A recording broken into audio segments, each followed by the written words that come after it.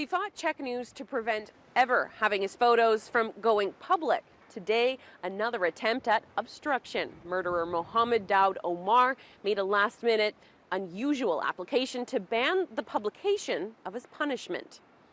Grasping at the last straw you possibly can. Like, we're finally getting the justice that we need, and you're going to throw one last verbal arrow to try and steal that energy from us? Kick rocks.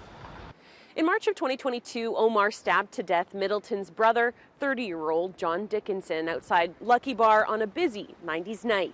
For reasons unknown, Omar went clubbing with a concealed knife. Dickinson and Omar, who didn't know each other, got into a verbal altercation inside the club.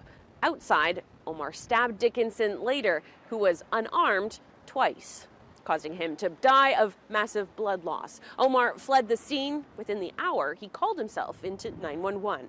Were you the one that did the stabbing? It was self-defense. The guy was trying to attack me. During the jury trial, Omar didn't testify. The motive behind why he stabbed Dickinson remains unknown.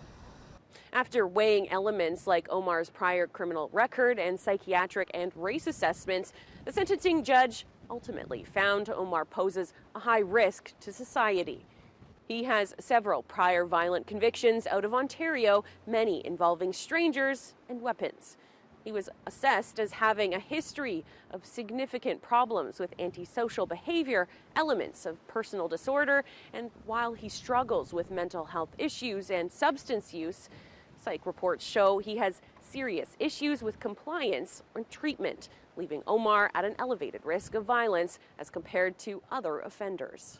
Additionally, Justice Anthony Saunders says Omar has not shown insight into why he committed this terrible crime, nor does he accept responsibility for his actions. That just says to me that he has no remorse and takes no accountability for any of the negativity that he has put on anybody else.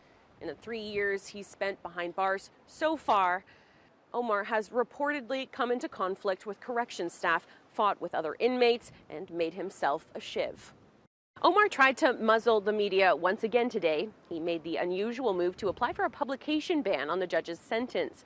Crown lawyers and Czech News were prepared to fight the application before the issue was dropped. Omar was handcuffed and taken away by sheriffs. He'll face another 10 years in prison before his first chance at parole.